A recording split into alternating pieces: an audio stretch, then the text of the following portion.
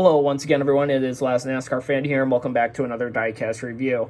You probably remember a lot from Racing Champions as a diecast producer, and throughout their history of making NASCAR diecast, they made a lot of underfunded team NASCAR diecast that you wouldn't even think would have had a diecast at all in their existence. And a good example of one of these diecasts that's kind of actually hard to find because of how sought after it is, but as well as the story of behind who it was, makes it a very worthy for a diecast review. And that is the 2002 Shawna Robinson, number 49, BAM Racing Dodge, unsponsored for BAM Racing. This is literally one of the coolest Racing Champion diecast ever made. Literally, like, this whole thing is unsponsored, and they actually produced it. So a little story behind Shawna Robinson. She was brought up she was brought up into racing. She came in the 90s, drove in the Busch Series. She actually had Hoosier tires. She drove usually the 46 Polaroid, 46.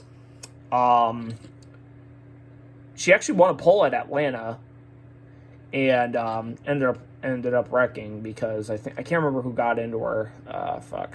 But you get the gist. She was pretty much an up and coming, one of the first the rebirth of female drivers getting into the sport, especially in the Busch and the Cup Series, because in the 90s you didn't really have that many female drivers driving in NASCAR. You had Shawna Robinson, you had Patty Moyes, you had Sherry Blakely.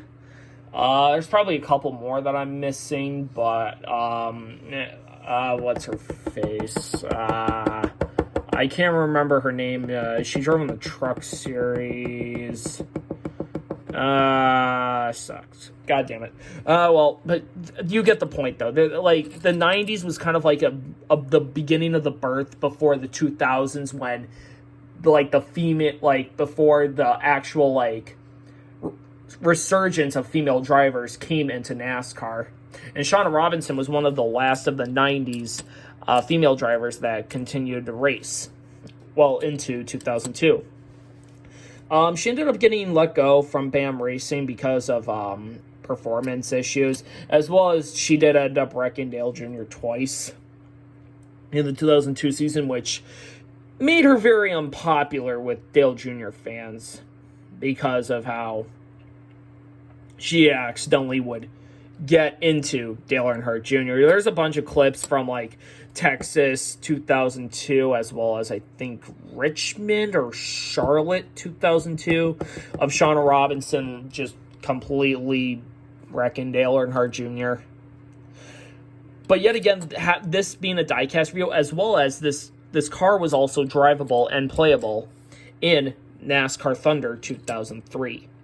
And usually Shawna Robinson would be the first of the silly season retirements in the career mode because of how slow this car would be on track.